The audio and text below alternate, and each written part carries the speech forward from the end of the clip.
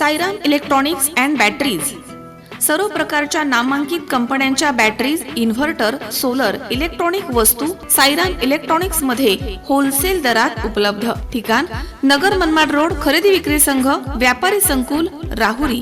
Ganesh Devtarse. Mobile number 93 25 42 22 32 आणि 77 09 80 59 05। नांदेड येथील Hingani gate परिसरामध्ये मोकळ्या जागेमध्ये घडलेल्या खून प्रकरणासह जबरी चोरीमधील आरोपींना जेरबंद करण्यात स्थानिक गुन्हे शाखेला 16 दिवसांनंतर यश आलं आहे, अशी माहिती पोलीस अधीक्षक श्रीकृष्ण कोकाटे यांनी मंगळवारी पत्रकार परिषदेमध्ये दिली आहे।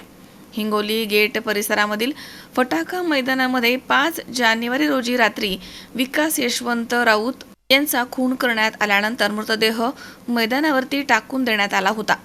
या प्रकरणी वजीराबाद पोलिसांनी अज्ञात व्यक्तीच्या विरोधामध्ये खुनाचा गुन्हा दाखल केलाय।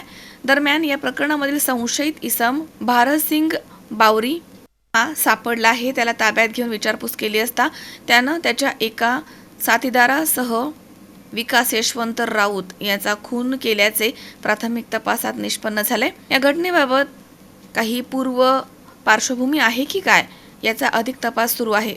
यामधील आरोपी भारतसिंग बावरी यास वजीराबाद पोलिसांच्या ताब्यात देण्यात आले, अशी माहिती पोलीस अधीक्षक श्रीकृष्ण कोकाटे यांनी दिली आहे।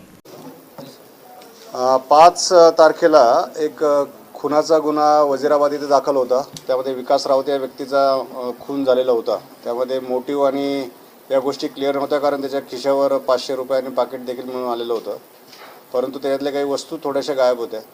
त्या खुनाचा आज उलगडा लागलेला आहे आणि त्यामधील आरोपी जो आहे तो अटक करण्यात आलेला आहे। आरोपी सोबत एक जय नावाचा आरोपी आहे आणि एक बावरी नावाचा आरोपी आहे। ते 2 आरोपी निष्पन्न आहेत। बावरीला अटक केलेलं आहे। त्या बावरीसोबतच जसबीर सिंग उर्फ जस्सी हा जो रॉबरीमध्ये होता त्यासोबत त्यांनी अतिरिक्त एक रॉबरी केलेली होती, ती पण निष्पन्न आहे आणि त्याला अटक करण्यात आलेला आहे। यामध्ये प्रायमा फेसी जी मोटिव्ह दाखवण्यात आलेला आहे किंवा मोठी आरोपी सांगतोय, जो अटक केलेला आरोपी तो रॉबरीचं सांगतोय, परंतु जो जय नावाचा आरोपी आहे त्याच्याकडून नेमका हा मर्डर काही कॉन्ट्रॅक्ट किलिंग आहे का किंवा याच्यामध्ये मजहर शेख, सी 24 तास, नांदेड।